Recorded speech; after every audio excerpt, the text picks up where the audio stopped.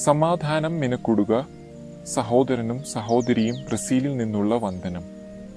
ഞങ്ങൾ മിനാസ് ജെറൈസിന്റെ ഗ്രാമപ്രദേശത്താണ്.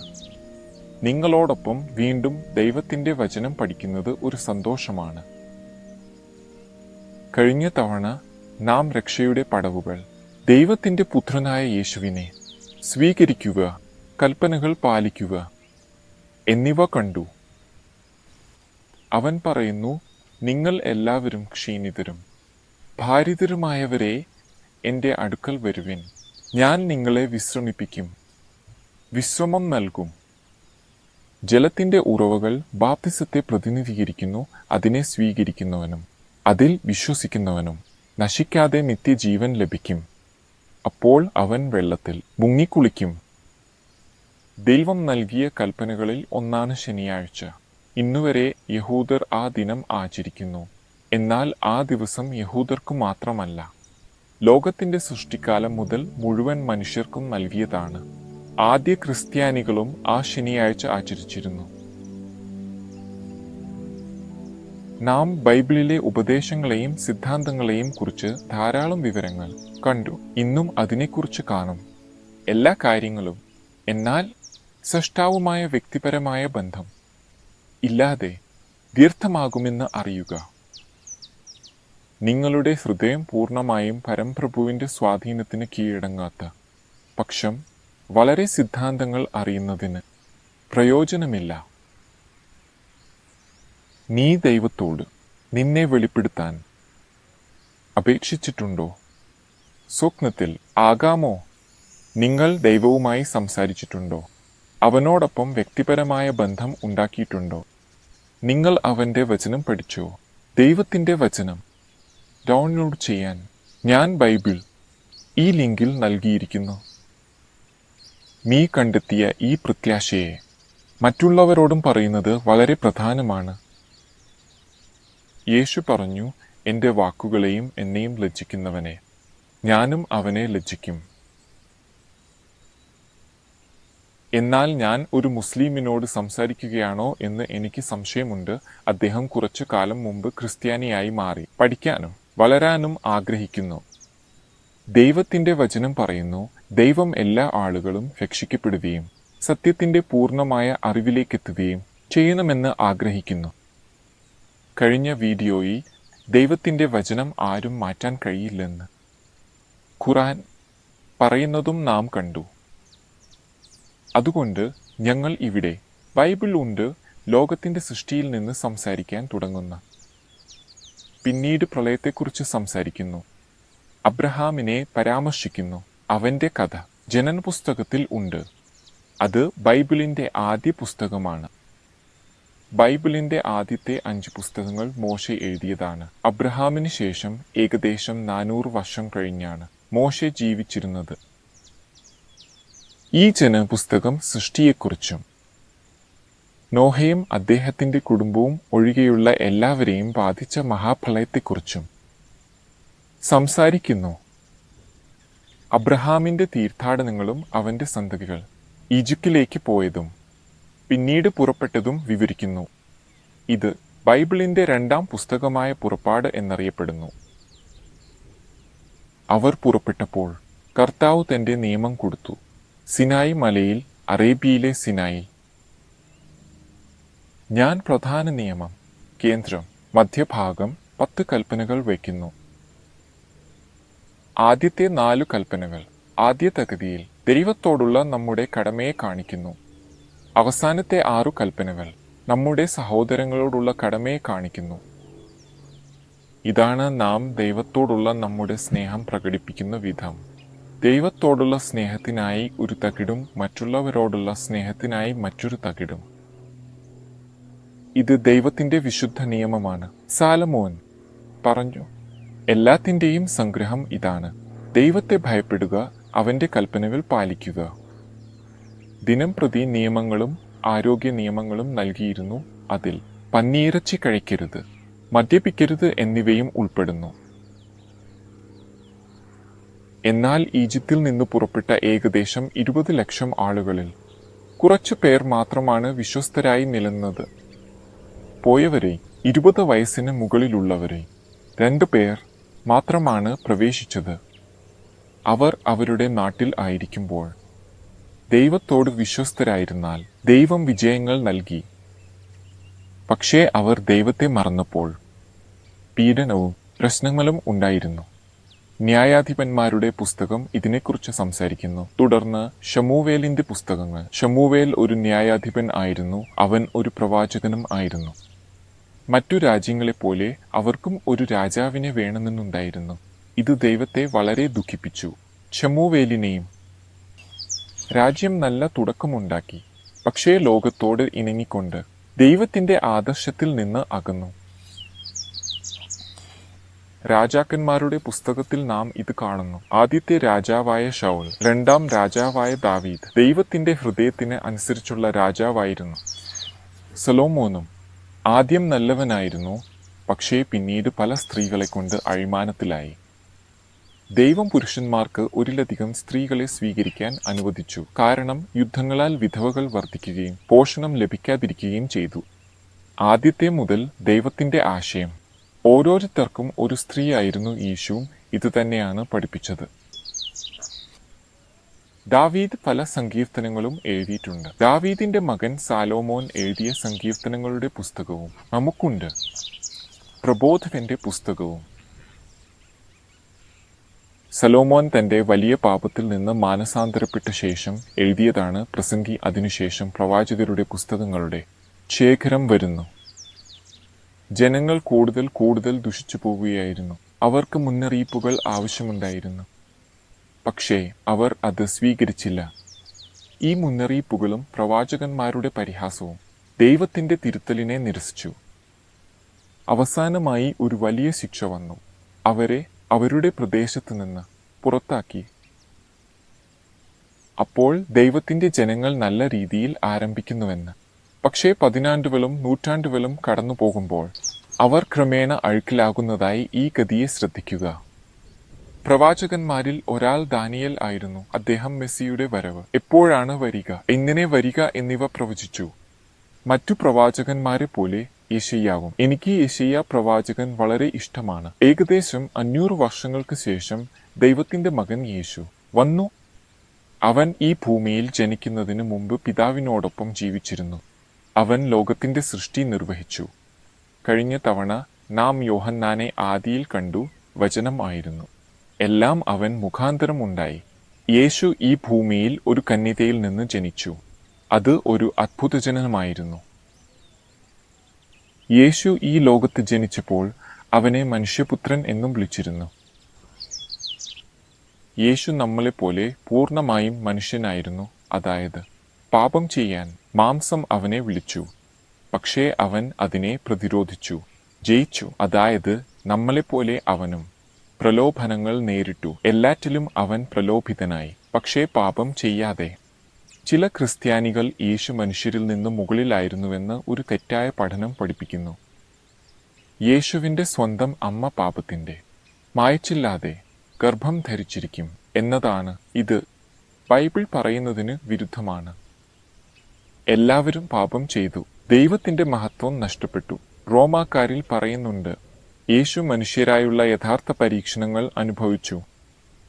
സിദ്ധാന്തപരമായി യേശുവിന്റെ അമ്മമ്മ മദ്യപാനം ഇഷ്ടപ്പെടുന്നവളായിരുന്നെങ്കിൽ, ഉദാഹരണത്തിന് യേശുവിനും പാരമ്പര്യമായി ലഭിച്ച പ്രവണത മൂലം മദ്യപാനത്തിന് കൂടുതൽ പ്രലോഭനം ഉണ്ടായേനെ. അവൻ മനുഷ്യപുത്രനാണ്. അതുകൊണ്ടാണ് യേശുവിനെക്കുറിച്ച് സംസാരിക്കുന്ന ആദ്യത്തെ പുസ്തകമായ മത്തായി യേശുവിന്റെ വംശാവലി കാണിച്ചുകൊണ്ട് തുടങ്ങുന്നത്. മറ്റൊരു വാക്കുകളിൽ അവൻ യഥാർത്ഥത്തിൽ മനുഷ്യനാണെന്ന്. യേശു 30 വയസ്സ് വരെ ഒരു ചരമക്കാരനായിരുന്നു. അദ്ദേഹം പ്രസംഗിക്കാൻ തുടങ്ങുമ്പോൾ അദ്ദേഹത്തിന്റെ ശുശ്രൂഷ ആരംഭിച്ചു. ഇസ്രായേൽ ആദ്യം വളരെ ഇഷ്ടപ്പെട്ടു. അവരുടെ ഉപദേശങ്ങൾ സ്വീകരിച്ചു. പക്ഷേ നേതാക്കൾ അത് അംഗീകരിച്ചില്ല. യേശു അവരുടെ താൽപ്പര്യങ്ങളും ആഗ്രഹങ്ങളും അവരുടെ യുദ്ധങ്ങൾ പോരാടുകയും റോമാനികളിൽ നിന്ന് അവരെ മോചിപ്പിക്കുകയും ഭക്ഷണം നൽകുകയും ചെയ്യുന്ന ഒരു ഭൂമിയിലെ രാജാവിന്റെ ആഗ്രഹവും നിറവേറ്റിയില്ലാത്തതിനാൽ അവർ യേശുവിനെ നിരസിക്കുകയും അവസാനം അവനെ ക്രൂശിക്കുകയും ചെയ്തു. യേശു അവർ പാപം ചെയ്യുന്നിടത്തെല്ലാം കാണിച്ചു കൊടുക്കുകയും ആരും ശാസിക്കപ്പെടാൻ ഇഷ്ടപ്പെടുകയില്ലല്ലോ, അല്ലേ? യേശു ഇതിനു മുമ്പ് പലതവണ താൻ മരിക്കുമെന്ന് പ്രവചിച്ചിരുന്നു. പ്രവാചകനായ യെശയ്യാവ് ഒരു ആടിനെ പോലെ അവൻ അറവുശാലയിലേക്ക് കൊണ്ടുപോകപ്പെടുമെന്ന് പ്രവചിച്ചു. ഞങ്ങൾ മരിക്കേണ്ടതില്ലാത്തതിനായി അദ്ദേഹം മരിച്ചു. ഞങ്ങളുടെ പകരം അദ്ദേഹം മരിച്ചു. യേശു ചെയ്തതും പഠിപ്പിച്ചതും സംബന്ധിച്ച് സംസാരിക്കുന്ന ബൈബിളിലെ 4 പുസ്തകങ്ങൾ ഉണ്ട്. അവയെ സുവിശേഷം എന്ന് വിളിക്കുന്നു. മത്തായി, മാർക്കോസ്, ലൂക്കാസ്, യോഹന്നാൻ. അറിയാമോ, യേശു ഒരു പ്രവാചകൻ മാത്രമാകാൻ കഴിയില്ല. അവൻ പലവട്ടം പറഞ്ഞു, ഈ സുവിശേഷങ്ങളിൽ എഴുതിയിരിക്കുന്നതുപോലെ അവൻ ദൈവത്തിന്റെ മകനാണെന്ന്. അപ്പോൾ ഇത് ഒരു കള്ളമാണോ? യേശു ഒരു വഞ്ചകനും പ്രവാചകനല്ലയോ? അല്ലെങ്കിൽ അദ്ദേഹം ദൈവത്തിന്റെ മകനും ലോകത്തിന്റെ രക്ഷകനുമാണോ? ഇടതാരമുണ്ടാകാൻ കഴിയില്ല. അതുകൊണ്ട് യേശു ഒരു പ്രവാചകനായിരുന്നു, ദൈവത്തിന്റെ മകനല്ലായിരുന്നു എന്ന് പഠിപ്പിക്കുന്നപ്പോൾ ഖുറാൻ സത്യമായിരിക്കില്ല. ഖുറാൻ മുമ്പ് വന്ന വചനം യേശു പറഞ്ഞത് പ്രവാചകന്മാരും സുവിശേഷങ്ങളും. യേശു ദൈവത്തിന്റെ മകനാണെന്ന് പറയുന്നു. അവൻ വാസ്തവത്തിൽ മരിക്കുകയും പുനരുത്ഥാനവും സംഭവിക്കുകയും ചെയ്തുവെന്ന് പറയുന്നു. പാപത്തിന്റെ പ്രതിഫലം ദൈവത്തിന്റെ നിയമത്തിന്റെ ലംഘനം. അതിന്റെ ഫലമായി മരണമാണെന്ന് ബൈബിൾ പറയുന്നു. എന്നാൽ ദൈവത്തിന്റെ സൗജന്യമായ സമ്മാനം നമ്മുടെ കർത്താവായ ക്രിസ്തു യേശുവിൽ നിത്യജീവനാണ്. യേശു മരിക്കുകയും ഉയിർത്തെഴുന്നേൽക്കുകയും ചെയ്ത ശേഷം അദ്ദേഹം സ്വർഗത്തിൽ പോയി. ഇന്നും അവിടെ തന്നെയാണ്. ആകാശത്തുനിന്ന് അവൻ പരിശുദ്ധാത്മാവിനെ അയച്ചു. ഒരു സമ്മാനം, ഒരു പ്രത്യേക അനുഗ്രഹം. വിശുദ്ധാത്മാവ് ആശ്വാസകനാണ്. വരാനിരിക്കുന്ന പീഡനങ്ങൾക്കായി അവരെ ശക്തിപ്പെടുത്തി. പവിത്രാത്മാവ് ദൈവത്തിന്റെ 3ാമത്തെ വ്യക്തിയാണ്. ദൈവപിതാവ്, ദൈവപുത്രൻ, ദൈവപവിത്രാത്മാവ്, ഒരേ ദൈവം. അപ്പോസ്തലന്മാരുടെ പ്രവൃത്തികൾ എന്ന പുസ്തകം ഈ അത്ഭുതകരമായ കഥയും ക്രിസ്ത്യൻ സഭയെ പീഡിപ്പിച്ചവരിൽ ഒരാളായ സൗലിന്റെ പരിവർത്തനവും കാണിക്കുന്നു. അവന്റെ പേര് പൗലോസ് ആയി മാറി. അവൻ കിഴക്കിലും യൂറോപ്പിലും വ്യാപിച്ചിരുന്ന വിവിധ സഭകൾക്ക് എഴുതിയ എല്ലാ കത്തുകളും ഇവിടെ എഴുതിയിരിക്കുന്നു. അപ്പോസ്തലന്മാരിൽ യോഹന്നാൻ അപ്പോകലിപ്സും എഴുതിയിട്ടുണ്ട്. ഈ പുസ്തകത്തെ കൂടുതൽ സംസാരിക്കാം. പൗലോസ് സഭയിൽ അപ്പസ്താസി ഉണ്ടാകുമെന്ന് പ്രവചിച്ചു. അദ്ദേഹം എഴുതുന്നു, ആരും നിങ്ങളെ യാതൊരു വിധത്തിലും വഞ്ചിക്കരുത്. കാരണം ആദ്യം അപ്പസ്താസി വരും. പാപത്തിന്റെ മനുഷ്യൻ, നാശത്തിന്റെ പുത്രൻ വെളിപ്പെടും. നിങ്ങൾ ചോദിക്കാം, എന്നാൽ ഇത് യേശു സ്ഥാപിച്ച സഭയല്ലേ? യേശു പറഞ്ഞു, നരകത്തിന്റെ വാതിലുകൾ സഭയെ തോൽപ്പിക്കുകയോ അതിനെതിരെ വിജയിക്കുകയോ ചെയ്യില്ല. ഇസ്രായേലിനോടും ഇതേ കാര്യമാണ് സംഭവിച്ചത്. തുടക്കം നല്ലതായിരിക്കും, പക്ഷേ ദശാബ്ദങ്ങളും നൂറ്റാണ്ടുകളും കടന്നു പോകുമ്പോൾ അത് ദുഷിച്ചു പോകും. സാത്താൻ പ്രവർത്തിച്ചുകൊണ്ടിരിക്കും. ആളുകൾ ദൈവത്തിൽ നിന്ന് അകന്നുപോകും. അറിയാമോ, ദൈവം പിതാവ് ആളുകളുടെ സ്വതന്ത്ര ഇച്ഛാശക്തിയെ ബഹുമാനിക്കുന്നു. പാപം ഒരു തെറ്റായ തിരഞ്ഞെടുപ്പാണെന്ന്, ദൈവത്തോട് അകന്നു പോകുന്നത് തെറ്റാണെന്ന്, ഒരു പര്യായ ഭരണത്തിന്റെ പദ്ധതി തെറ്റാണെന്ന് സകല സൃഷ്ടികളോടും കാണിക്കാനാണ് ആഗ്രഹിക്കുന്നത്. ഈ ലോകത്തിന്റെ രാജകുമാരനായ സാത്താൻ, മഹത്തായ ശത്രു, സ്വർഗത്തിൽ ഒരു ദൂതനായിരുന്നു. അവൻ കലഹിച്ചപ്പോൾ ഒരു നിയമം ആവശ്യമില്ലെന്ന് പറഞ്ഞു. ദൂതന്മാർ നല്ലവരാണെന്നും നിയമം അനാവശ്യമാണെന്നും അവൻ പഠിപ്പിച്ചു. കോടിക്കണക്കിന് ദൂതന്മാരിൽ 1/3 അവനെ വിശ്വസിച്ചു. അവർ സ്വർഗത്തിൽ നിന്ന് പുറത്താക്കപ്പെട്ടു. ആദാമിനെയും ഹവയെയും പാപത്തിലാക്കാൻ അവർക്ക് കഴിഞ്ഞു. ഇപ്പോൾ സർവകലാശം കാണുന്നു, നിങ്ങളുടെ ഭരണകൂടം വിജയിച്ചില്ല. ലോകം ഒരു കലാപമാണ്. യുദ്ധങ്ങളും കുഴപ്പങ്ങളും, പാപം, നാശം, മരണം. പ്രധാന നഗരമായ റോമ, റോമൻ സാമ്രാജ്യത്തിന്റെ തലസ്ഥാനം. ഒരു ക്രിസ്ത്യൻ പള്ളിയുമുണ്ടായിരുന്നു. അത് വളരുകയും റോമയിലെ ഈ പള്ളിയുടെ ബിഷപ്പ് നൂറ്റാണ്ടുകൾക്ക് ശേഷം ക്രിസ്ത്യൻ പള്ളിയുടെ പ്രധാന തലവനായി മാറുകയും ചെയ്തു. എന്നാൽ ദുഃഖകരമായി റോമിലെ ക്രിസ്ത്യൻ സഭ മറ്റ് സഭകളിൽ തെറ്റായ കാര്യങ്ങൾ, ഉദാഹരണത്തിന് ശില്പങ്ങളുടെ ചിത്രങ്ങൾ പരിചയപ്പെടുത്തി. വിഗ്രഹങ്ങൾ, മറിയാമിനോടുള്ള ആരാധന യേശു ഒരിക്കലും പഠിപ്പിച്ചിട്ടില്ലാത്ത ഒരു കാര്യം. അവരും വിശ്വന്ന ദിനം 7-ാം ദിവസത്തിൽ നിന്ന് ആഴ്ചയിലെ ആദ്യ ദിവസത്തിലേക്ക് മാറ്റി. സാത്താന് ദൈവത്തിൻ്റെ നിയമത്തോട് ശത്രുതയുണ്ട്. പ്രകോപനങ്ങളും ചെറിയ മാറ്റങ്ങളും ഉണ്ടാക്കുന്നു. അവർ ശില്പചിത്രങ്ങൾക്കെതിരായ നിയമം, 2-ാമത്തെ കൽപ്പന നീക്കം ചെയ്തു. അതുകൊണ്ടാണ് റോമയെ ബാബിലോൺ എന്നും വിളിച്ചത്. ഒരു കലാപം. കാരണം അവർ മറ്റു മതങ്ങളിലെ പൗരാണികതയുടെ ഘടകങ്ങൾ എടുത്ത് ക്രിസ്ത്യൻ സഭയുമായി, ക്രിസ്ത്യൻ മതവുമായി കലർത്തി.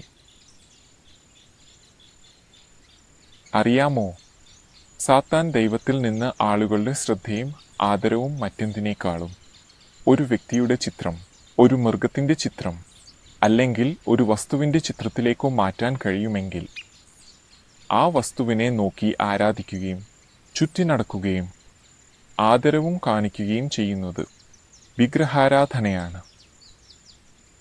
ഞങ്ങൾ നമ്മുടെ സ്നേഹം ഏതെങ്കിലും വസ്തുവിനോട് കാണിക്കാനാകില്ല, പക്ഷേ ആകാശവും ഭൂമിയും സമുദ്രവും സൃഷ്ടിച്ച ദൈവത്തോടാണ്. റോമിലെ ഈ സഭയുമായി അല്ലെങ്കിൽ കത്തോലിക്ക സഭയുമായി, ഇസ്ലാമുമായി ഒരു ബന്ധമുണ്ടെന്ന് നിങ്ങൾക്കറിയാമോ? നിങ്ങൾക്ക് ഈ വീഡിയോ ഇവിടെ കാണാം. നിങ്ങളുടെ ഭാഷയിൽ സബ്ടൈറ്റിലുകൾ ചേർക്കാം. എന്നാൽ വളരെ കാലത്തിന് ശേഷം 1500കളിൽ യൂറോപ്പിൽ ഒരു ആത്മീയ നവീകരണം ആരംഭിച്ചു. നിരവധി ആളുകൾ ദൈവത്തിൻ്റെ വചനം അന്വേഷിക്കുകയും ബൈബിൾ കണ്ടെത്തുകയും തുടങ്ങി. ബൈബിൾ അച്ചടിക്കാൻ തുടങ്ങി. കാരണം പുസ്തകങ്ങൾ അച്ചടിക്കാൻ യന്ത്രങ്ങൾ വികസിപ്പിച്ചെടുത്തിരുന്നു. ലൂതർ ഒരു പുനരുദ്ധാരകനായിരുന്നു. പുനരുദ്ധാരണം നടത്തിയ, പുതുക്കിയ വ്യക്തിയായിരുന്നു. എന്നാൽ ലൂതറിനെ പിന്തുടർന്നിരുന്ന ആളുകൾ അദ്ദേഹം മരിച്ചപ്പോൾ അകന്നുപോയി. ലൂതർ പഠിപ്പിച്ച കാര്യങ്ങൾ മാത്രമേ അംഗീകരിച്ചിരുന്നുള്ളൂ. യഥാർത്ഥത്തിൽ അവരെ പ്രാവർത്തികമാക്കിയിരുന്നില്ല. പിന്നെ വീണ്ടും അഴിമതി പടർന്നു. അതിനുശേഷം വെസ്ലി വന്നു. വെസ്ലി ഒരു പുനരുദ്ധാരകനായിരുന്നു. വിശുദ്ധീകരണത്തിന്, ശുദ്ധമായ പ്രവൃത്തികൾക്കും ലോകത്തുനിന്ന് വേർപിരിയുന്നതിനും വലിയ പ്രാധാന്യം കൊടുക്കുന്നവൻ. വെസ്ലി മരിച്ചപ്പോൾ അദ്ദേഹത്തിൻ്റെ അനുയായികളായ മെത്തഡിസ്റ്റുകൾ കുറച്ച് വർഷങ്ങൾക്കോ ദശാബ്ദങ്ങൾക്കോ ശേഷം സത്യമായ മതത്തിൽ നിന്ന് അകന്നു. മറ്റു ക്രിസ്ത്യാനികളായ കത്തോലിക്കർ അല്ലെങ്കിൽ അങ്ങനെ ചിന്തിക്കാത്ത പ്രൊട്ടസ്റ്റന്റുകൾ പലരെയും പീഡിപ്പിച്ചു. അവർ പുതിയ ലോകത്തേക്ക്, അമേരിക്കൻ ഐക്യനാടുകളിലേക്ക് ഓടിപ്പോകേണ്ടി വന്നു. ഉദാഹരണത്തിന് പ്യൂരിറ്റാനുകൾ. അവിടെ അമേരിക്കയിൽ അവർക്കും മതസ്വാതന്ത്ര്യം ഉണ്ടായിരുന്നു. പക്ഷേ ദശാബ്ദങ്ങൾ കഴിഞ്ഞപ്പോൾ വീണ്ടും അവിടെ പീഡനം ആരംഭിച്ചു. അപ്പോൾ റോജേറിയോ വില്യംസ് ഇന്ന് നിലവിലുള്ള 50 സംസ്ഥാനങ്ങളിൽ ഒന്നായ റോഡ് ഐലൻഡ് സ്ഥാപിച്ചു. അവിടെ മതവുമായി ബന്ധമില്ലാത്ത ഒരു റിപ്പബ്ലിക്കിൻ്റെ ആശയം ആരംഭിച്ചു. ഈ സ്വാതന്ത്ര്യത്തെ വളരെ വിലമതിക്കുകയും ബൈബിൾ പഠിക്കുകയും ചെയ്ത പ്രൊട്ടസ്റ്റന്റുകളിൽ ഒരാൾ വില്യം മില്ലർ എന്നായിരുന്നു. മറ്റുള്ളവരോടൊപ്പം അവർ പ്രവചനങ്ങളുള്ള ദാനിയേലിൻ്റെ പുസ്തകം പഠിച്ചു. യേശു 1844 ഒക്ടോബർ 22 മടങ്ങിവരും എന്ന നിഗമനത്തിൽ എത്തി. ഞാൻ ഈ ലിങ്കിൽ ഇപ്പോൾ ഒരു പുസ്തകം നൽകുന്നു. ഇത് ക്രിസ്ത്യാനിത്വത്തിൻ്റെ മുഴുവൻ ചരിത്രവും പഠിപ്പിക്കുന്നു. യേശു സ്വർഗത്തിലേക്ക് പോയതു മുതൽ മധ്യകാലം, റോമ, പുനരുത്ഥാനം, കൂടാതെ ഈ വിശദമായ വിശദീകരണം ഉൾപ്പെടുന്ന ദി ഗ്രേറ്റ് കോൺഫ്ലിക്റ്റ് അല്ലെങ്കിൽ ദി ഗ്രേറ്റ് കോൺട്രോവേഴ്സി എന്ന പുസ്തകവും. അപ്പോൾ അവർ യേശു 1844 വർഷങ്ങൾക്കുള്ളിൽ തിരികെ വരുമെന്ന് പ്രവചിച്ചു. തീയതി ശരിയായി, പക്ഷേ സംഭവത്തിൽ പിഴച്ചു. ആ തീയതിയിൽ എന്താണ് സംഭവിക്കാൻ പോകുന്നത്? വാസ്തവത്തിൽ യേശുവിൻ്റെ മടങ്ങിവരവ് സംഭവിച്ചില്ല. പക്ഷേ 1844 ആരംഭിച്ച മരിച്ചവരുടെ ന്യായവിധി ആരംഭിച്ചു. ആദ്യത്തിൽ ഗില്ലിയും മില്ലറിൻ്റെയും മറ്റുള്ളവരുടെയും ഉപദേശങ്ങളിൽ വിശ്വസിച്ച ആയിരക്കണക്കിന് ആളുകളിൽ വളരെ കുറച്ചു പേർ 1% താഴെ മാത്രമാണ് വിശ്വസ്തരായി നിലനിന്നത്. കാരണം അവർക്ക് ഒരു വലിയ നിരാശ നേരിടേണ്ടി വന്നു. അതിനാൽ അവർ ഉപേക്ഷിച്ചു. തങ്ങളുടെ വിശ്വസ്തരെ ആശ്വസിപ്പിക്കാനും മാർഗനിർദ്ദേശം നൽകാനും ദൈവം ഒരു പുതിയ പ്രവാചകനെ അയച്ചു. അപ്പോകലിപ്സ് പുസ്തകം ക്രിസ്ത്യാനിത്വത്തിന്റെ ചരിത്രവും പരാമർശിക്കുന്നു. വിവിധ കാലഘട്ടങ്ങളിലെ ക്രിസ്ത്യൻ സഭകൾക്ക് അയച്ച നിരവധി കത്തുകളും സന്ദേശങ്ങളും ഉൾക്കൊള്ളുന്നു. ഇന്നത്തെ നമുക്കുള്ള പ്രവചനങ്ങളും അടങ്ങിയിരിക്കുന്നു. അപ്പോകലിപ്സ് 10 വാക്യം 11 പറയുന്നു, നിനക്ക് വീണ്ടും പല ജനങ്ങൾക്കും രാജ്യങ്ങൾക്കും ഭാഷകൾക്കും രാജാക്കന്മാർക്കും പ്രവചിക്കേണ്ടതുണ്ട്. LNG വൈറ്റ് ദർശനങ്ങൾ ഉണ്ടായിരുന്നു. രോഗശാന്തിയും അത്ഭുതങ്ങളും നടന്നു. മറ്റെന്തെങ്കിലും അത്ഭുതകരമായ പ്രകൃതിദത്തമല്ലാത്ത ഒന്നുണ്ടെങ്കിൽ അത് ദൈവത്തിൽ നിന്നോ അല്ലെങ്കിൽ ദുഷ്ടതയിൽ നിന്നോ ഇരുട്ടിൽ നിന്നോ വരുന്നു. അവൾ ബൈബിളിലെ എല്ലാം സൂചിപ്പിക്കുകയും സ്ഥിരീകരിക്കുകയും ആളുകളെ പശ്ചാത്താപം ചെയ്യാൻ, അവരുടെ പാപങ്ങൾ ഉപേക്ഷിക്കാൻ, ബൈബിളിനെ പിന്തുടരാൻ പ്രചോദിപ്പിക്കുകയും ചെയ്തതിനാൽ അവൾ ഒരു സത്യപ്രവാചകയാണെന്ന് തെളിവായിരുന്നു. ബൈബിളിന്റെ 5-ാമത്തെ പുസ്തകമായ ദ്വിതീയോനോമിയിലെ 13 അധ്യായത്തിൽ പ്രവാചകൻ അത്ഭുതങ്ങൾ നടത്തുകയും എന്നാൽ നിയമത്തിൽ നിന്ന് വഴിതെറ്റുകയും ഇതിനകം വെളിപ്പെടുത്തിയ സത്യത്തിന്റെ ഭാഗമായ ഏതെങ്കിലും കാര്യത്തിൽ അസഹമതപ്പെടുകയും ചെയ്താൽ ആ പ്രവാചകനെ നമുക്ക് തള്ളിക്കളയണമെന്ന് പറയുന്നു. അപ്പോൾ അമേരിക്കൻ ഐക്യനാടുകളിൽ ആ വലിയ നിരാശ അനുഭവിച്ച ആ ആളുകൾ 1844 ഒക്ടോബർ 22 യേശു സ്വർഗത്തിൽ വിശ്വസ്തരുടെ വിധി ആരംഭിച്ചുവെന്നും സ്വർഗീയ സങ്കേതത്തിലെ ഒരു പുതിയ മുറിയിലേക്ക്, അതായത് ഏറ്റവും വിശുദ്ധമായ മുറിയിലേക്ക് പ്രവേശിച്ചുവെന്നും തിരിച്ചറിഞ്ഞു. അവിടെ നിയമപെട്ടകവും അതിനുള്ളിൽ ദൈവത്തിന്റെ വിശുദ്ധ നിയമവും ഉണ്ടായിരുന്നു. കാരണം ഭൂമിയിൽ നൽകിയ നിയമം സ്വർഗീയ സങ്കേതത്തിൽ ഉള്ള യഥാർത്ഥ നിയമത്തിന്റെ ഒരു പകർപ്പായിരുന്നു. ആ നിയമത്തിന്റെ മധ്യത്തിൽ തന്നെയായിരുന്നു അവർ ഇതുവരെ ശരിയായി പാലിക്കാത്ത 4-ാമത്തെ കൽപ്പന. ദൈവത്തെ ആരാധിക്കാനും വിശുദ്ധമായി സൂക്ഷിക്കാനും നമുക്ക് ഏതു ദിവസം വേണമെന്ന് പറയുന്നതാണ്. ദൈവത്തെ പൂർണ്ണ ഹൃദയത്തോടെ സ്നേഹിച്ചവർ ശനിയാഴ്ച ആ ദിനം ആചരിക്കാൻ തുടങ്ങി. പക്ഷേ വീണ്ടും വർഷങ്ങൾ കടന്നുപോയി, ദശാബ്ദങ്ങൾ കടന്നുപോയി. ഒരു പ്രവാചകയുണ്ടായിരുന്നിട്ടും, ഈ ജനത്തിൽ നിന്നുള്ള ഒരു സ്ത്രീ, ഒരു പ്രവാചിക ജീവിച്ചിരുന്നിട്ടും വിശ്വസ്തരായി നിലനിന്നവരിൽ കുറച്ചു പേർ മാത്രമേ ബാക്കിയുണ്ടായിരുന്നുള്ളൂ. അവർ ബാബിലോണിനൊപ്പം ചേർന്നുപോയി. ബാബിലോണിന്റെ പുത്രിമാരും. കാരണം ബാബിലോൺ അമ്മ കത്തോലിക്ക സഭയാണ്. അവളുടെ പുത്രിമാർ അഥവാ പുറത്തു വന്നവ വ്യത്യസ്തരാണ്, പക്ഷേ എങ്കിലും ഒന്നിച്ചാണ്. അഥവാ പല തെറ്റുകളും പഠിപ്പിക്കുകയും പ്രത്യേകിച്ച് തെറ്റായ ദിവസം ആചരിക്കുകയും ചെയ്യുന്നു. ബാബിലോൺ അമ്മ മാറ്റിയതുപോലെ. അപ്പോൾ ബാബിലോൺ അമ്മയും ബാബിലോൺ മകളും യേശുവിന്റെ വരവിനെ സ്നേഹിക്കാത്തതിനാൽ രണ്ടും വീണു കിടക്കുന്നു. ഗില്ലിയം മില്ലർ യേശുവിനെ പ്രസംഗിച്ചപ്പോൾ പുത്രിമാരും അത് നിരസിക്കുകയും യേശു മടങ്ങിവരാൻ ഇല്ല. അവർ യേശുവിന്റെ വരവിനെ ആഗ്രഹിച്ചില്ല, പക്ഷേ ലോകത്തെ സ്നേഹിച്ചു. അപ്പോൾ ബാബിലോണിയം വീണു. LNG വൈറ്റിലൂടെ ദൈവം നൽകിയ ഉപദേശങ്ങൾ പിന്തുടർന്നിരുന്ന ആ അഡ്വന്റിസ്റ്റുകളെയും വെള്ള ദൈവത്തെ പൂർണ്ണ ഹൃദയത്തോടെ സ്നേഹിച്ചവരിൽ കുറച്ചുപേർ മാത്രമേ ബാക്കിയുണ്ടായിരുന്നുള്ളൂ. അവർ അവരുടെ ഹൃദയത്തിലും ബാബിലോണുമായി ചേർന്നു. യേശു വ്യാജ പ്രവാചകരെക്കുറിച്ച് ജാഗ്രത പാലിക്കാൻ മുന്നറിയിപ്പ് നൽകി. അവർ ആടുകളായി വേഷം ധരിച്ചെത്തും, എന്നാൽ അകത്തേക്ക് അവർ നശിപ്പിക്കുന്ന ചെന്നായുകളായിരിക്കും. മറ്റുള്ളവരെ കൂടാതെ മത്തായി 7:15 യേശു വ്യാജ പ്രവാചകരെക്കുറിച്ച് ഞങ്ങളെ മുന്നറിയിപ്പ് നൽകി. അതിനാൽ യേശുവിന് ശേഷം സത്യപ്രവാചകരുണ്ടാകുമെന്ന് കരുതുന്നത് സ്വാഭാവികമാണ്. ഏതാനും പ്രവാചകനും താനാണ് അവസാനത്തെ പ്രവാചകൻ എന്ന് അവകാശപ്പെട്ടിട്ടില്ല. LNG വൈറ്റ് പോലും തന്റെ ശേഷം ആരും ഉണ്ടാകില്ലെന്ന് പറഞ്ഞിട്ടില്ല. വാസ്തവത്തിൽ ലോകത്തിന്റെ അവസാനത്തേക്ക് ദൈവം തന്റെ ജനങ്ങളെ നയിക്കാൻ ഒരു പ്രവാചകനുണ്ടാകുന്നത് സ്വാഭാവികമാണ്. എന്നാൽ ദശാബ്ദങ്ങൾക്കു ശേഷം ഞാൻ പറഞ്ഞതുപോലെ അഡ്വന്റിസ്റ്റുകൾ ഔപചാരികരും ഉപരിതലവുമായി മാറി. പലരും സഭയിൽ ജനിച്ചിരുന്നു, എന്നാൽ ദൈവവുമായി സജീവമായ ബന്ധം ഇല്ലായിരുന്നു, അവർ സ്നേഹിച്ചിരുന്നില്ല. അപ്പോൾ യേശുവിന്റെ കാലത്തെ പരീശന്മാർ മതത്തിന്റെ കടമകൾ മെക്കാനിക്കലായി എങ്ങനെ ചെയ്തിരുന്നു?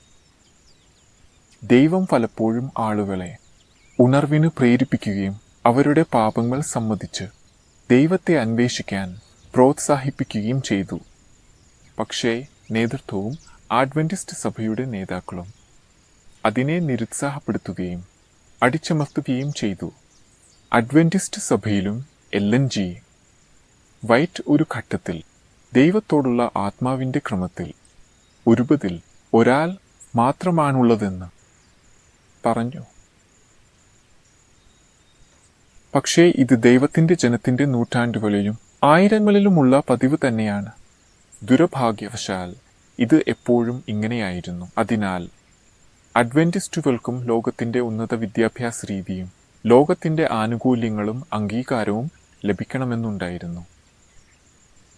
ഇന്നുവരെ നമ്മുടെ പാസ്റ്റർമാർ ദൈവത്തിന്റെ നിയമം പാലിക്കാത്ത ബാബിലോണിന്റെ ഉപദേശകരായ എഴുത്തുകാരുടെ നിരവധി വസ്തുതകൾ വായിക്കേണ്ടി വരുന്നു. അനേകം അഡ്വന്റിസ്റ്റ് വിശ്വാസികളും ഇന്നുവരെ ദൈവത്തിന്റെ പ്രവചനം നമ്മെ കാണിച്ച് ഇനി കഴിക്കരുതെന്ന് പറഞ്ഞ ഭക്ഷണങ്ങൾ കഴിക്കാനാണ് ആഗ്രഹിക്കുന്നത്. അനേകം സ്ത്രീകൾ ലോകത്തെപ്പോലെ വസ്ത്രധാരണം തുടരാൻ ആഗ്രഹിക്കുന്നു. പാട്ടുകളും ലോകത്തെ വിട്ട് സ്വർഗത്തിനായി തയ്യാറാകാൻ ആഗ്രഹിക്കുന്നില്ല. നിങ്ങളുടെ രാജ്യത്ത് തീർച്ചയായും ചില 7-ാം ദിവസം ആചരിക്കുന്ന അഡ്വന്റിസ്റ്റുകൾ ഉണ്ടാകും. പക്ഷേ അവർ പ്രവാചക സന്ദേശത്തെ അത്ര ഗൗരവമായി എടുക്കുന്നില്ലെങ്കിൽ അതിൽ അത്ഭുതപ്പെടേണ്ട. അല്ലെങ്കിൽ അവർ മുസ്ലിം സ്ത്രീകളെപ്പോലെ അത്ര വിനീതമായി വസ്ത്രം ധരിക്കാത്തതിൽ അത്ഭുതപ്പെടേണ്ട. ഇവരൊക്കെ ദൈവത്തിന്റെ വചനം സ്നേഹിക്കുന്നില്ല, പക്ഷേ ലോകത്തെ പോലെ ആകാൻ ആഗ്രഹിക്കുന്നു. ഇതിനെ ആത്മീയ വ്യഭിചാരം എന്ന് വിളിക്കുന്നു. പറയാൻ ദുഃഖകരമാണ്, പക്ഷേ പല അഡ്വന്റിസ്റ്റുകളും വേശ്യയോടും അമ്മയോടും മകളോടും ചേർന്നു പോകുന്നു. പക്ഷേ നിങ്ങളുടെ നഗരത്തിൽ, നിങ്ങളുടെ രാജ്യത്ത് ഒരു അഡ്വന്റിസ്റ്റ് സഭയെ നിങ്ങൾ കണ്ടെത്തിയാൽ നിങ്ങൾ അവരോട് നിങ്ങളെ മുക്കിവിടാൻ ആവശ്യപ്പെടാം. കാരണം നിങ്ങൾ പഠിപ്പിക്കുന്ന 28 അടിസ്ഥാന വിശ്വാസങ്ങളെല്ലാം അംഗീകരിക്കുന്നു. അവ ശരിയാണ്, അവ ബൈബിളിനൊത്തുള്ളവയാണ്.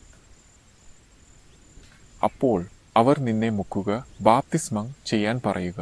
പക്ഷേ അവർ നിന്നെ പഠിപ്പിക്കാൻ ആഗ്രഹിക്കുന്നതിൽ കൂടുതൽ ശ്രദ്ധ ചെലുത്തരുത്. അല്ലെങ്കിൽ ബൈബിളിനെയോ LNG വൈറ്റിനെയോ വളരെ ഗൗരവമായി എടുക്കരുത്. കാലം മാറിയിരിക്കുന്നു. കൂടുതൽ ശ്രദ്ധ ചെലുത്തരുത്. കാരണം അത് ആടിന്റെ രൂപവും ധ്യാനവും കാണിച്ചേക്കാം, പക്ഷേ അകത്ത് ഒരു കൊള്ളക്കാരനായ ചെന്നായായിരിക്കും.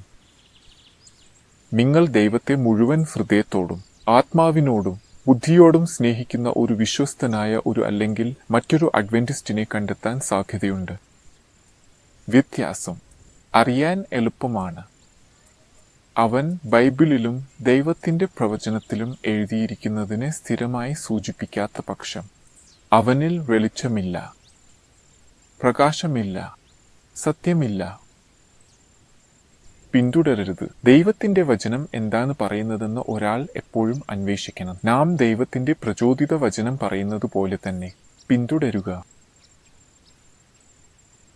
ഇന്നത്തെ രാജ്യങ്ങളിൽ, എല്ലാ സർക്കാരുകളിലും നിലവിലുള്ള രാജ്യങ്ങൾ പാപ്പാലുമായി, റോമയുമായി, വത്തിക്കാനുമായി, ആ മഹാനഗരമായ ആത്മീയ നഗരവുമായി കൂടുതൽ സൗഹൃദം പുലർത്തുന്നു. അപ്പോകലിപ്സ് 17 ഒരു വേശ്യയായി ചിത്രീകരിക്കപ്പെട്ടിരിക്കുന്നതുപോലെ അവളുടെ വീഞ്ഞ്, അതായത് അവളുടെ ഉപദേശങ്ങൾ, അവളുടെ സിദ്ധാന്തങ്ങൾ കൂടുതൽ അല്ലെങ്കിൽ കുറവ് അളവിൽ അവളുടെ വീഞ്ഞ് കുടിക്കുന്ന എല്ലാ രാജ്യങ്ങൾക്കും നൽകുന്നു. അഡ്വന്റിസ്റ്റ് സഭയിലും വിഷമുള്ള മുന്തിരിയുടെ രുചിയും അതിന്റെ കയ്പുള്ള തൊപ്പികളുമുള്ളവരെ ഇഷ്ടപ്പെടുന്ന ആളുകൾ ഉണ്ട്. നോക്കൂ, അവസാനിക്കാൻ ഞാൻ ഇവിടെ റോമിന്റെ ചില പിശകുകളും അവ പ്രൊട്ടസ്റ്റന്റ് സഭകളിലും അഡ്വന്റിസത്തിലും എങ്ങനെ പ്രവേശിച്ചതും കാണിക്കാൻ ആഗ്രഹിക്കുന്നു. നിങ്ങൾക്ക് ബാബിലോൺ, ആ മഹാനഗരം, എല്ലാ രാജ്യങ്ങൾക്കും തന്റെ വ്യഭിചാരത്തിന്റെ കോപത്തിന്റെ വീഞ്ഞ് കുടിപ്പിച്ചുവെന്ന്, തന്റെ കർത്താവിനോടുള്ള വിശ്വാസദ്രോഹം കാണിച്ചുവെന്ന് തീർച്ചയായും അറിയാൻ കഴിയൂ. ദൈവത്തിന്റെ നിയമത്തെക്കുറിച്ച്, ശനിയാഴ്ചയെക്കുറിച്ച് നാം ഇതിനകം വളരെ കണ്ടിട്ടുണ്ട്. ബാബിലോൺ ദൈവത്തിന്റെ നിയമം മാറ്റി ചിത്രങ്ങളുടെ 2ാം കൽപ്പന നീക്കം ചെയ്തു. കൂടാതെ സമൂഹം ആചരിക്കുന്ന ദിവസം നമുക്ക് ആചരിക്കണമെന്ന് പഠിപ്പിക്കുന്നു. അതിനാൽ 4 കൽപ്പനകൾ മാറ്റി കത്തോലിക്ക കത്തിസിസത്തിൽ ഞായറാഴ്ചകളും അവധി ദിവസങ്ങളും ഉത്സവങ്ങളും ആചരിക്കണമെന്ന് എഴുതിയിരിക്കുന്നു. ആഴ്ചയിലെ ആദ്യ ദിവസം തെറ്റായ ദിവസമാണ്. ദൈവം കൽപ്പിച്ച ദിവസം 7ാം ദിവസം, മുസ്ലിങ്ങൾ പ്രാർത്ഥിക്കുന്ന ദിവസത്തിന് ശേഷം വരുന്ന ദിവസം നമുക്ക് ആചരിക്കണം. ഒരു ദിവസം കഴിഞ്ഞാൽ ആകാശവും ഭൂമിയും സമുദ്രവും ജലസ്രോതസ്സുകളും സൃഷ്ടിച്ചവന്റെ ദിനമാണ്. അവൻ ആവശ്യപ്പെട്ട ദിവസത്തിൽ ആ ദൈവത്തെ ആരാധിക്കുക. നിങ്ങൾ മുസ്ലിങ്ങൾ ആ ദൈവത്തെ അല്ലാഹ് എന്ന് വിളിക്കുന്നു. ഞങ്ങൾ അവനെ യഹോവ എന്നും വിളിക്കുന്നു. റോമിന്റെ മറ്റൊരു പിശക് മരണത്തിന്റെ അവസ്ഥയെക്കുറിച്ചാണ്. അവർ പറയുന്നു, ആരെങ്കിലും മരിക്കുമ്പോൾ അവർ നേരെ സ്വർഗത്തിലേക്കോ നേരെ നരകത്തിലേക്കോ അല്ലെങ്കിൽ 3ാമത്തെ സ്ഥലം ആയ പർഗറ്ററിയിലേക്കോ പോകുന്നു. ബൈബിൾ പഠിപ്പിക്കുന്നത് മരണത്തിൽ അറിവില്ലെന്നാണ്. ആരെങ്കിലും മരിച്ചാൽ അവർ ഉറങ്ങുകയാണ്. നമുക്ക് ഉറങ്ങുമ്പോൾ സ്വപ്നം കാണാത്തതുപോലെ നമുക്ക് ചുറ്റുമുള്ള ഒന്നും അറിയില്ല. എക്ലീസിയാസ്റ്റസ് 9 ഇക്കാര്യം പറയുന്നു. മരിക്കുന്ന എല്ലാവരും അവരുടെ പ്രവൃത്തികൾക്കനുസരിച്ച് പ്രതിഫലം ലഭിക്കുന്നതിന് പുനരുത്ഥാനത്തിനായി കാത്തിരിക്കുന്നു. നിങ്ങളോട് ഒരു മരിച്ച വ്യക്തിയാണെന്ന് പറഞ്ഞ് ഒരു സത്വം പ്രത്യക്ഷപ്പെട്ടാൽ അത് മരിച്ച വ്യക്തിയെ അനുകരിക്കുന്ന ഒരു ദുഷ്ടദൂതൻ ആയിരിക്കാം. അപ്പോൾ നിങ്ങൾ ദൈവത്തിന്റെ വചനം നിങ്ങൾ മനസ്സിലാക്കി ഓർത്തുവച്ചത് സംസാരിക്കുകയോ ബൈബിളിൽ ഉള്ള ഒരു സങ്കീർത്തനം പാടുകയോ ചെയ്യണം. അവൻ ഒരു ദുഷ്ടദൂതനാണെങ്കിൽ അവൻ ഓടിപ്പോകും. യേശുവിന്റെ മഹത്വപ്പെടുത്തുന്നത് അവൻ സഹിക്കില്ല. ദൈവത്തിന്റെ വചനം പാടുകയും ചെയ്യുക, കാരണം അതിൽ നിന്നു വഴിതെറ്റാതിരിക്കാൻ നമ്മുടെ ശക്തി അവിടെയുണ്ട്. ദൈവത്തിന്റെ വചനം ഞാൻ എൻ്റെ ഹൃദയത്തിൽ മറച്ചുവെച്ചു, അവനോട് പാപം ചെയ്യാതിരിക്കാൻ. മറ്റൊരു പിഴവാണ് ബാബിലോൺ യേശു പൂർണ്ണമായും മനുഷ്യനല്ലെന്ന് പഠിപ്പിക്കുന്നത്. യേശുവിന്റെ അമ്മയായ മറിയം തന്നെ നിർമ്മലയായി ജനിച്ചുവെന്ന്. ബാബിലോൺ മുകളിൽ, യേശു മനുഷ്യരാശിയേക്കാൾ മുകളിലായിരുന്നുവെന്ന്. പക്ഷേ ബൈബിൾ പറയുന്നു, അവൻ എല്ലാറ്റിലും എല്ലാ കാര്യങ്ങളിലും പരീക്ഷിക്കപ്പെട്ടു, പക്ഷേ പാപമില്ലാതെ. യേശു പ്രലോഭനങ്ങൾ ഉണ്ടെന്ന് നടിച്ചില്ല, പക്ഷേ അവൻ പാപം ചെയ്യാനുള്ള ആഗ്രഹം ഉണ്ടായിരുന്നു. എന്നാൽ അവൻ ആ വിളിയെയും ആ മാംസത്തിന്റെ പ്രലോഭനത്തെയും പ്രതിരോധിച്ചു. അല്ലെങ്കിൽ പിശാച്, അല്ലെങ്കിൽ ലോകം. യേശു പൂർണ്ണമായും മനുഷ്യനായിരുന്നു എന്നത് നിഷേധിക്കുന്നവൻ ആരായാലും ബൈബിൾ പറയുന്നു, അവൻ ക്രിസ്തുവിരോധിയുടെ ആത്മാവാണ്. റോമ ക്രിസ്തുവിരോധിയാണ്. യേശു മനുഷ്യന്റെ യഥാർത്ഥ പ്രലോഭനങ്ങൾ നേരിട്ടു, അവയെ ജയിച്ചു. അപ്പോൾ സിദ്ധാന്തപരമായി യേശുവിന്റെ അമ്മമ്മ മദ്യപാനം ഇഷ്ടപ്പെട്ടിരുന്നെങ്കിൽ യേശുവിന് മദ്യപിക്കാനുള്ള പ്രലോഭനം കൂടുതൽ ശക്തമായേനെ. പക്ഷേ അദ്ദേഹം ജയിച്ചു, ഒരിക്കലും പാപം ചെയ്തില്ല. അതിനാൽ യേശു ജയിച്ചുവെന്ന് അറിയുന്നത് നമുക്കും അദ്ദേഹം നൽകിയ ശക്തിയോടെ ജയിക്കാനാകും. അവൻ നമ്മെ പാപം നിർത്താൻ ശക്തി നൽകുന്നു. യഥാർത്ഥത്തിൽ ബൈബിളിൽ പാപത്തിന്റെ ഏക നിർവചനം ദൈവത്തിന്റെ നിയമത്തിന്റെ ലംഘനമാണ്. Indeed, അതിൽ പ്രത്യേകിച്ച് 10 കൽപ്പനകളും ദൈവം തന്റെ വചനത്തിൽ ആജ്ഞാപിച്ച എല്ലാം ഉൾപ്പെടുന്നു. ബൈബിളിലും ഒരുപോലെ ശരി എന്തെന്ന് അറിയാമെങ്കിൽ അത് ചെയ്യാതിരിക്കുക പാപമാണ്. അപ്പോൾ അത് ഏതെങ്കിലും പ്രമാണങ്ങളുടെ ലംഘനമാണ്. നാം ചിന്തകളിൽ മാത്രം പാപം ചെയ്യാം. 10ാമത്തെ കൽപ്പന പറയുന്നു, നീ ലാലസിക്കരുത്. നിനക്കുള്ളതെല്ലാത്തിനെക്കുറിച്ച് ഒരു കനത്ത ആഗ്രഹം ഉണ്ടാകരുത്. അല്ലെങ്കിൽ അനധികൃതമായ എന്തെങ്കിലും ആഗ്രഹം ഉണ്ടാകരുത്. ബാബിലോൺ പാപം ചെയ്യുന്നത് സ്വാഭാവികമാണെന്ന് പഠിപ്പിക്കുന്നു. വൈദികനോട് പോയി പാപം സമ്മതിച്ചാൽ മതി. പക്ഷേ എൻ്റെ പോലുള്ള മറ്റൊരു പാപി മനുഷ്യനോട് അല്ല. നേരിട്ട് ദൈവത്തോടാണ് നമ്മൾ നമ്മുടെ പാപങ്ങൾ സമ്മതിക്കേണ്ടത്. ബൈബിൾ അങ്ങനെ പറയുന്നു. ഞെരുക്കപ്പെടാതിരിക്കാൻ ശക്തി ചോദിക്കുക. ദൈവം വിശ്വസ്തനാണ്. നമുക്ക് സഹിക്കാനാകാത്തതിനേക്കാൾ കൂടുതലായി നമ്മെ പരീക്ഷിക്കാൻ അനുവദിക്കില്ല. ഇപ്പോൾ ഞങ്ങൾ ഇടറിപ്പോയാലും നല്ല ധൈര്യം പുലർത്തി പശ്ചാത്തപിക്കുകയും പിഴവ് സമ്മതിക്കുകയും ചെയ്താൽ ദയ പ്രാപിക്കാം. ഞാൻ പ്രത്യേകമായി ഒന്നും അനുഭവിക്കാത്താലും നമ്മൾ ക്ഷമിക്കപ്പെട്ടുവെന്ന് നമുക്ക് ഉറപ്പായിരിക്കും. വിശ്വസിക്കുക. അവനിൽ വിശ്വസിക്കുന്ന ഏവനും നശിക്കാതെ നിത്യജീവൻ പ്രാപിക്കട്ടെ. ക്രിസ്തുവിന്റെ നീതി നമ്മെ ഒരു സമ്മാനമായി നൽകപ്പെടുന്നു. ഒരു വെളുത്ത മൂടുപടം പോലെ പിതാവിന്റെ മുമ്പിൽ നാം ഒരിക്കലും പാപം ചെയ്തിട്ടില്ലാത്തവരായി കാണപ്പെടുന്നു. അത്ഭുതകരമല്ലേ? ലൂതർ ഈ സന്ദേശം പുനരാവിഷ്കരിച്ചു. അത് അദ്ദേഹത്തിന് വളരെ വിലപ്പെട്ടതായിരുന്നു. റോമാക്കാർക്കും ഗലാത്യർക്കും ഉള്ള പുസ്തകത്തിൽ ഇതിനെക്കുറിച്ച് വളരെ പറയുന്നുണ്ട്. ലൂതർ വീണ്ടും കണ്ടെത്തി. കാരണം അത് ബാബിലോണിൽ ഒരു സന്യാസിയായി ഉണ്ടായിരുന്നപ്പോൾ ലൂതർ പഠിച്ചതിന്റെ വിപരീതമായിരുന്നു. ദൈവം 1888 ആരംഭിച്ച ജോൺസിനെയും വാഗ്നറിനെയും അഡ്വന്റിസ്റ്റുകളായ ഈ പ്രത്യേക സന്ദേശം പ്രഖ്യാനിക്കാൻ ഉപയോഗിച്ചു. ക്രിസ്തുവിന്റെ വരവിനായി ഒരു ജനതയെ തയ്യാറാക്കാൻ നമ്മൾ ഒരു മൂടുപടത്തിൽ ക്ഷമിക്കപ്പെട്ടിരിക്കുന്നു എന്ന സന്ദേശം ക്രിസ്തുവിന്റെ നീതിയിലേക്ക് ഒരു സമ്മാനമാണ്. സഭയുടെ നേതൃത്വം ഈ സന്ദേശം നിരസിച്ചു. അടുത്ത വർഷങ്ങളിൽ ബുദ്ധിപരമായി സമ്മതിച്ചുവെങ്കിലും ദുഃഖകരമായി അവർ അത് പ്രാവർത്തികമാക്കുകയും ദൈവത്തെ പൂർണ്ണ ഹൃദയത്തോടെ സ്നേഹിക്കുകയും ചെയ്തില്ല. ജോൺസിനും വാഗ്നറിനും എതിരായ ഈ പ്രതിരോധത്തിൽ നിന്ന് അവർ പശ്ചാത്തപിച്ചില്ല. ഇതിനാൽ ക്രിസ്തുവിന്റെ രണ്ടാം വരവ് വൈകിപ്പിക്കേണ്ടി വന്നു. ഇന്നുവരെ ഒരു നൂറ്റാണ്ടിലധികമായി അത് നടന്നിട്ടില്ല. ബൈബിൾ പഠിപ്പിക്കുന്ന മറ്റൊരു കാര്യം ദശാംശത്തെക്കുറിച്ചാണ്. അബ്രാഹാം മെൽക്കിസേദെക്കിന് ദശാംശം നൽകി. അവൻ തനിക്ക് മുകളിൽ ഒരാളുണ്ടെന്ന് അംഗീകരിച്ചു. ബൈബിളിലെ മലാക്കി, അതായത് പഴയ നിയമത്തിലെ അവസാനത്തെ പുസ്തകം, നമ്മുടെയെല്ലാം വരുമാനത്തിന്റെ 10% ദൈവത്തിന്റെ പ്രവർത്തനത്തിനായി ദാനം ചെയ്യണമെന്ന് പഠിപ്പിക്കുന്നു. നാം സഭയിൽ സംഭാവനകൾ നൽകുന്നത് പ്രവർത്തകരുടെയും വചനപ്രഘോഷകരുടെയും പിന്തുണയ്ക്കും, ഏതെങ്കിലും മിഷനറിക്ക് അല്ലെങ്കിൽ സന്ദേശം പ്രചരിപ്പിക്കാൻ ക്രിസ്തീയ പുസ്തകങ്ങൾ വാങ്ങുന്നതിനുമാണ്. ബാബിലോണിൽ വളരെ പ്രചാരത്തിലുള്ള മറ്റൊരു പിഴവ് ആരോഗ്യത്തെക്കുറിച്ചാണ്. നമ്മുടെ ശരീരം പരിശുദ്ധാത്മാവിന്റെ ക്ഷേത്രമാണ്. അത് ദോഷകരമായ വസ്തുക്കൾ കഴിക്കരുത്. പ്രളയത്തിന് ശേഷം ദൈവം ആളുകൾക്ക് മാംസം കഴിക്കാൻ അനുമതി നൽകി. കാരണം അന്നുവരെ പച്ചക്കറികൾ വളർന്നിരുന്നില്ല. പക്ഷേ എല്ലാ രക്തവും ഒഴുക്കണം. അതെന്തായാലും ദുഃഖകരമായി ഏതാണ്ട് ഒരു ക്രിസ്ത്യാനിയും ചെയ്യുന്നില്ല. അവർ മാംസം കഴിക്കാൻ മൃഗത്തിന്റെ രക്തം നീക്കുന്നില്ല.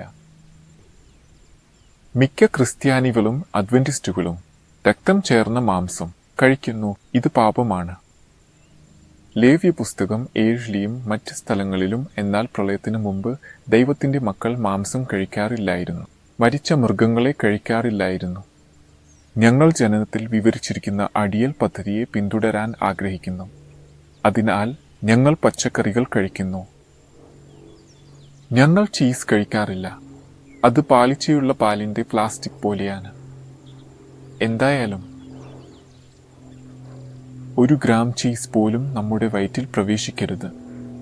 കറുത്ത ചായയോ കാപ്പിയോ കോക്കോയോ ചോക്ലേറ്റോ ഒന്നും. ഇവയെല്ലാം ഉത്തേജകങ്ങളാണ്. ഇത് ഒരു മയക്കുമരുന്ന് പോലെയാണ്. നമ്മുടെ മസ്തിഷ്കത്തെയും ശരീരത്തെയും, അതായത് പരിശുദ്ധാത്മാവിന്റെ ക്ഷേത്രത്തെ പ്രതികൂലമായി ബാധിക്കുന്ന ഒരു മയക്കുമരുന്ന്. ദൈവം നമ്മിൽ വസിക്കുന്നു. നമ്മുടെ ശരീരത്തിൽ വൈറസുകൾ അല്ലെങ്കിൽ മറ്റ് ദ്രാവകങ്ങൾ കുത്തിവെക്കരുത്, ഇഞ്ചക്ഷൻ ചെയ്യരുത്. ബാബിലോൺ, റോമ എല്ലാ രാജ്യങ്ങൾക്കും തന്റെ വീഞ്ഞ് നൽകുന്നു. വീഞ്ഞ് അവരുടെ ഉപദേശങ്ങളും സിദ്ധാന്തവും പ്രതിനിധീകരിക്കുന്നു. അവൾ ശരിക്കും പുഴുങ്ങിയ മദ്യപാനീയമായ വീഞ്ഞ് കുടിക്കുന്നതിനാൽ ഈ ഉപമ വളരെ യോജിച്ചിരിക്കുന്നു. ഇപ്പോൾ വസ്ത്രധാരണത്തെക്കുറിച്ച് കുറച്ച് സംസാരിക്കാം. മുസ്ലിം സ്ത്രീകളും പുരുഷന്മാരും വിനീതമായി വസ്ത്രം ധരിക്കുന്നു. അത് വളരെ നല്ലതാണ്. സ്ത്രീകൾ പുരുഷന്മാരിൽ നിന്ന് വ്യത്യാസപ്പെടാൻ പാൻസ് അല്ല, നീളമുള്ള സ്കർട്ട് ധരിക്കണം. സ്ത്രീയുടെ ഈ ലജ്ജാശീലത വളരെ പ്രധാനമാണ്. സ്ത്രീ സഭയെ പ്രതിനിധീകരിക്കുന്നു. അവൾ തന്റെ ശരീരം സമർപ്പിക്കുന്നില്ല, മറിച്ച് ശുദ്ധമായി നിലനിൽക്കുന്നു. സ്ത്രീ പുരുഷനിൽ നിന്ന് എത്രയും വ്യത്യസ്തമായി നിലനിൽക്കാൻ ശ്രമിക്കണം. നിങ്ങളുടെ വസ്ത്രധാരണത്തിൽ മേക്കപ്പ്, ആഭരണങ്ങൾ, കാത്സരങ്ങൾ, കൈവളകൾ, മാലകൾ എന്നിവ ഉപയോഗിക്കരുത്. നമ്മുടെ സൗന്ദര്യം ആന്തരിക സൗന്ദര്യം ആയിരിക്കണം. സംഗീതത്തെക്കുറിച്ചും ഞാൻ ചില കാര്യങ്ങൾ പറയേണ്ടതുണ്ട്. നാം നമ്മുടെ സംഗീതത്തിൽ നിന്ന് ബാറ്ററിയോ തബലോ നീക്കം ചെയ്യാൻ ശ്രമിക്കണം. എന്നാൽ അത് ദൂതന്മാർ പാടുന്നതുപോലെ ശാന്തമായിരിക്കണം. നാം സന്തോഷകരമായിരിക്കാം, പക്ഷേ ലോകത്തിന്റെ രഥങ്ങൾ ഉപയോഗിക്കാതെ. പല ക്രിസ്ത്യൻ സഭകളിലും ആഫ്രിക്കൻ വേരുകളുള്ള ഉല്ലാസമായ സംഗീതം ഉണ്ട്. പക്ഷേ ഓർക്കുക, ബാബിലോൺ വീണു. നമുക്ക് ഇതിൽ നിന്ന് പുറത്തു വരാം. ഞങ്ങൾക്ക് 11 വയസ്സുള്ള മകൾ ഉണ്ട്. ഞങ്ങൾ അവളെ വീട്ടിൽ പഠിപ്പിക്കുന്നു. അവളെ സ്കൂളിലേക്ക് അയച്ചിട്ടില്ല. കുട്ടികളെ അവരുടെ സ്വന്തം മാതാപിതാക്കൾ വീട്ടിൽ വിദ്യാഭ്യാസം നൽകുക എന്നതാണ് ആദർശം. അങ്ങനെ ആയിരുന്നു യേശുവും യോഹന്നാൻ സ്നാപകനും. ആൺകുട്ടികൾക്ക് 10 വയസ്സും പെൺകുട്ടികൾക്ക് 8 വയസ്സും വരെ. ഔപചാരിക വിദ്യാഭ്യാസം നൽകരുത്. പുസ്തകങ്ങളുമായി ഇനിയും അല്ല, ഇത് വളരെ നേരത്തെയാണ്. കുട്ടിയുടെ മനസ്സ് ഇതിന് ഇനിയും പാകമായിട്ടില്ല. തെറ്റുകൾ ചെയ്യുന്ന കുട്ടിയെ ശാരീരികമായി ശിക്ഷിക്കണം. ഇതാണ് പ്രബോധകവാക്യങ്ങൾ പഠിപ്പിക്കുന്നത്. പിറകിൽ, പക്ഷേ പ്രാർത്ഥനയോടും സാന്ത്വനാത്മകമായ മനസ്സോടും കൂടെ. അപരാധം ചെറുതാണെങ്കിൽ ശാസനകൾ അല്ലെങ്കിൽ ചിലനവകാശങ്ങൾ എടുത്തുകളയൽ പോലുള്ള മൃദുവായ നടപടികൾ ഉപയോഗിക്കാം. പക്ഷേ കുറ്റക്കാരനെ ഒരിക്കലും നിരപരാധിയാക്കരുത്. ക്ഷമയെ പ്രയോഗിക്കുക. നമ്മുടെ വീടിനെ ഒരു ചെറിയ സ്വർഗമാക്കുക. നമ്മുടെ ആന്തരിക സൗന്ദര്യം പ്രവർത്തിക്കുക. ഇതാണ് ഏറ്റവും പ്രധാനപ്പെട്ടത്, നമ്മുടെ സ്വഭാവം. കാരണം നാം വരാനിരിക്കുന്ന ലോകത്തിലേക്ക് കൊണ്ടുപോകുന്ന ഏക കാര്യം ഇതാണ്. ബന്ധങ്ങൾ. ഒരു പുരുഷനും ഒരു സ്ത്രീ മാത്രം. ഇതിനെക്കുറിച്ച് നാം സംസാരിച്ചിട്ടുണ്ട്. ദൈവം ബഹുപത്നിത്വം സഹിച്ചെങ്കിലും ആദിയിൽ അങ്ങനെ ആയിരുന്നില്ല. 20 വയസ്സുവരെ യുവാവോ യുവതിയോ പ്രണയബന്ധം പോലുള്ള പ്രധാനപ്പെട്ട തീരുമാനങ്ങൾക്കായി തയ്യാറായിട്ടില്ല. അവൾ ജീവിതകാലം മുഴുവൻ ആരോടൊപ്പം കഴിയുമെന്ന് തീരുമാനിക്കാൻ വിവാഹം വരെ ശരീരപരമായ അടുപ്പം ഉണ്ടാകരുത്. വിവാഹിതർക്കായി ഞാൻ പറയുന്നത്, ശനിയാഴ്ച ദൈവത്തിന് സമർപ്പിച്ച വിശുദ്ധ ദിനത്തിൽ ലൈംഗിക ബന്ധം പ്രാക്ടീസ് ചെയ്യരുത്. കർത്താവും ഒരേ ലിംഗത്തിലുള്ള ആളുകൾ തമ്മിലുള്ള സ്നേഹബന്ധം അല്ലെങ്കിൽ ഈ സ്വഭാവത്തിലുള്ള മറ്റ് ഏതെങ്കിലും വക്രത സഹിക്കില്ല. ഇത് ഒരു അശുദ്ധിയാണ്. മറ്റൊരു കാര്യം, സ്വകാര്യതയുമായി ബന്ധപ്പെട്ട ആരോഗ്യ ജോലികളിൽ സ്ത്രീയെ ചികിത്സിക്കും, പുരുഷനെ ചികിത്സിക്കും. ഇത് വിവാഹ പ്രശ്നങ്ങളെക്കുറിച്ച് സംസാരിക്കുന്ന സൈക്കോളജിക്കൽ കൗൺസിലിംഗിനും ബാധകമാണ്. പുരുഷനെ കേൾക്കണം, സ്ത്രീയെ സഹായിക്കണം. ഞങ്ങൾ ഇവിടെ ഗ്രാമപ്രദേശത്ത് ജീവിക്കുന്നു. നഗരത്തിൽ നിന്ന് ഏകദേശം 30 കിലോമീറ്റർ അകലെയാണ്. ലോകത്ത് വലിയ ദുരന്തങ്ങളും യുദ്ധങ്ങളും നടക്കാനിരിക്കുന്ന ഈ കാലഘട്ടത്തിൽ ഇത് ഇന്നത്തെ ഓരോ ക്രിസ്ത്യാനിയുടെയും കടമയാണ്. ഓരോ ക്രിസ്ത്യാനിയും നഗരങ്ങളിൽ നിന്ന് ഗ്രാമപ്രദേശങ്ങളിലേക്ക് മാറണം. നഗരത്തിൽ താമസിക്കാതെ, ശത്രുക്കളുടെ ഇടപെടലിൽ നിന്ന് അകലെ ഗ്രാമത്തിൽ താമസിക്കണം. യേശു കാടുകളിൽ ഉറങ്ങാനും മലയുടെ അടിവാരത്ത് നിന്ന് പ്രകൃതിയെക്കുറിച്ച് പഠിപ്പിക്കാനും ഇഷ്ടപ്പെടുന്നവനായിരുന്നു. യോഹന്നാൻ മരുഭൂമിയിൽ പ്രസംഗിച്ചിരുന്നുവെന്ന് ഓർമ്മയുണ്ടോ? കടൽ തീരത്ത് നിന്നും, കടലിൽ നിന്നും, സമുദ്രത്തിൽ നിന്നും, കടൽ തീരത്ത് നിന്നും അകലെ ആയിരിക്കണം എന്നതും പ്രധാനമാണ്. മികച്ചത് ഉയർന്ന പ്രദേശത്ത്, മലനിരകളിൽ ഉറവുകളുള്ള നിങ്ങൾക്ക്, ശുദ്ധജലം ലഭിക്കുന്ന സ്ഥലത്ത്. നാം സാധ്യമായത്ര സ്വയം പര്യാപ്തരായും ഭക്ഷണത്തിൽ സ്വതന്ത്രരായും നാം തിന്നുന്നവയെ കൃഷി ചെയ്യുന്നതിലൂടെ ആയിരിക്കണം. ഇവിടെ ഉദാഹരണത്തിന് നമ്മുടെ വാഴത്തോട്ടം കാണാം. ഞാൻ ഇവിടെ ആയിരക്കണക്കിന് വാഴകൾ നട്ടു. പലരും ചോദിക്കുന്നു, എന്നാൽ നാം നഗരങ്ങളിൽ താമസിക്കുന്ന ആളുകളെ എങ്ങനെ സഹായിക്കാനും സുവിശേഷം പ്രചരിപ്പിക്കാനും പോകുന്നു? അവർക്ക് ദൈവത്തെ പ്രസംഗിക്കണോ? അവരെ സന്ദർശനങ്ങളിലൂടെ, അവരെ സന്ദർശിക്കാനായി പോകുന്നതിലൂടെ, അല്ലെങ്കിൽ ഇന്റർനെറ്റിലൂടെ എത്തിച്ചേരാം. ബാബിലോൺ ഒരു വലിയ നഗരമായി പ്രതിനിധീകരിക്കപ്പെടുന്നു. നാം അതിൽ നിന്ന് പുറത്തു കടക്കണം. ബാബിലോണിനോട് സാമ്യമുള്ള ബാബേൽ ഗോപുരം വീണു. ദൈവിക വിളിയെ അനുസരിക്കാത്തവരുടെ തലയിൽ ഗോപുരങ്ങൾ വീഴും. ബാബിലോൺ പ്രോത്സാഹിപ്പിക്കുന്ന മറ്റൊരു കാര്യം മത്സരത്തോടെ ഉള്ള കായിക മത്സരങ്ങളാണ്. നാം ഫുട്ബോൾ പോലുള്ള മത്സരാത്മക പ്രവർത്തനങ്ങൾ ചെയ്യരുത്. കൂടാതെ അല്ലെങ്കിൽ അനാവശ്യ വിനോദങ്ങളിൽ സമയം ചെലവഴിക്കരുത്. ഈ കാര്യങ്ങൾ സ്വാർത്ഥത, വഞ്ചന, മത്സരവൃത്തി, മടുപ്പ് എന്നിവയെ പ്രോത്സാഹിപ്പിക്കുന്നു. ശരീരത്തിന് വ്യായാമം ആവശ്യമാണെന്ന് സത്യം ഒരു പ്രയോജനകരമായ പ്രവർത്തനം തിരഞ്ഞെടുക്കുക. ഉദാഹരണത്തിന് തോട്ടം പണിയൽ, കൃഷി. അല്ലെങ്കിൽ നിങ്ങൾ ഇപ്പോഴും നഗരത്തിൽ ഉണ്ടെങ്കിൽ നടപ്പ്, ഓട്ടം. ഞാൻ തന്നെ ഒരു കർഷകനാണ്.